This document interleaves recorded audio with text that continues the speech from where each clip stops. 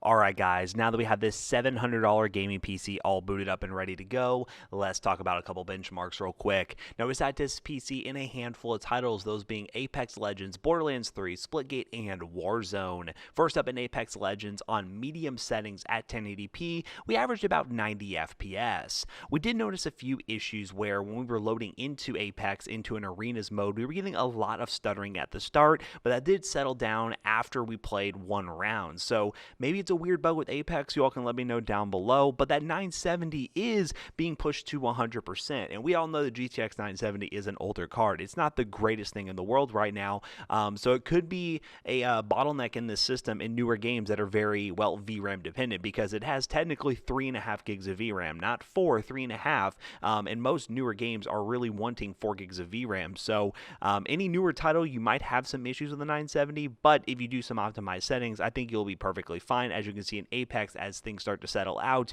we do get a pretty smooth and good gaming experience. A high refresh rate one if you really want to. Next up, in Borderlands 3 on medium settings at 1080p, we average 73 FPS. Borderlands 3 is our AAA benchmark of choice, and it is really demanding on most GPUs, so getting over 60 FPS on medium settings is still pretty impressive. You could easily play the newer AAA titles on medium-low settings at 1080p and get 60 FPS with the 970.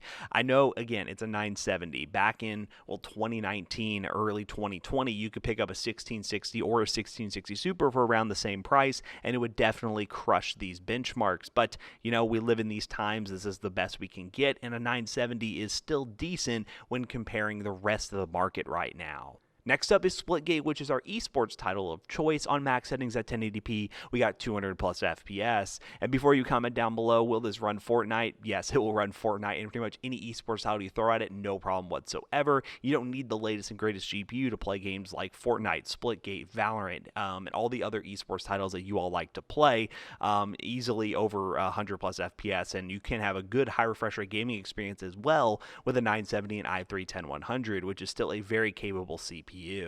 And last but certainly not least is Warzone. On a mixture of low-medium settings, we got about 70 FPS. In recap, this is a pretty decent budget rig. A few years ago, this probably would be a $500 to $450 PC, but given the market, it's $700. Is that awful? No, it's not awful given the market, but it could be better, and this is a good basis, though, of a system to upgrade later. You have the i3, 10th Gen i3, that could easily be upgraded to something like a, I don't know, i5-11400 or 10400, and then you could slap in a RTX 3060 and have a really capable gaming rig. That's not to say it's not very capable now, but it has a lot of room to grow, and that's the best thing about this market right now, is there are a lot of CPU options that can pair with older GPUs and hold you over for now and allow you to upgrade in the future. So if you want to build this PC, check the link in the description down below, and be sure to pick up that Antec case and power supply because they were nice enough to sponsor this video, and they do pair very well with the components for this build. How are we going to bring Jackson back in here to wrap this video up real quick?